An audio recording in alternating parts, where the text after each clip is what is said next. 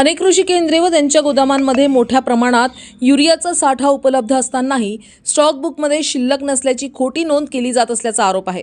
खरीप हंगामातील नुकसान भरून काढण्यासाठी शेतकऱ्यांना रब्बी हंगामाकडून मोठ्या अपेक्षा होत्या, मात्र कृषी विभागाच्या मूकसंमतीने सुरू असलेल्या या प्रकारामुळे युरिया अभावी रब्बी हंगाम वाया जाण्याची भीती शेतकऱ्यांनी व्यक्त केली आहे।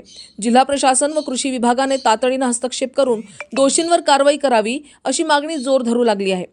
सध्या गव्हाचे पीक जोमात असून युरिया खताची नितांत गरज आहे, मात्र आमची गरज ओळखून कृषी केंद्र चालक अनावश्यक व महागडी लिंकिंगची DAP नॅनो बॉटल सक्तीने देत आहेत आणि या गव्हाच्या पिकाला तंत्राची गरज असताना जाणीवपूर्वक कृत्रिम टंचाई निर्माण केली जात आहे। त्यामुळे आमच्यावर आर्थिक भुर्दंड पडत आहे। या गंभीर प्रकाराची कृषी विभागाने तातडीने दखल घ्यावी, शेतकरी नेते मनीष जाधव, स्वाभिमानी शेतकरी संघटना यांची मागणी आहे। चालू खरीप हंगामामध्ये अतिवृष्टी व ओल्या दुष्काळाने जिल्ह्यातील शेतकरी आर्थिकदृष्ट्या उद्ध्वस्त झालेला आहे। आज संपूर्ण प्रपंचाची दारोमदार समोरची ही रब्बी हंगामातील गहू या पिकावर शेतकऱ्याचे अवलंबून आहे।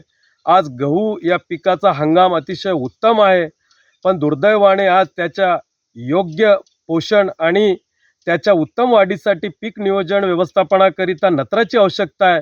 जिल्ह्यामध्ये शेतकऱ्यांची गरज पाहता आज जिल्ह्यामध्ये जाणीवपूर्वक युरियाची कृत्रिम टंचाई निर्माण केली गेलेली आहे। शेतकऱ्यांना कृषी विक्रेत्याच्या माध्यमातून लिंकिंगच्या माध्यमातून हे युरिया विक्री होत असल्याचे प्रकार समोर येत आहे।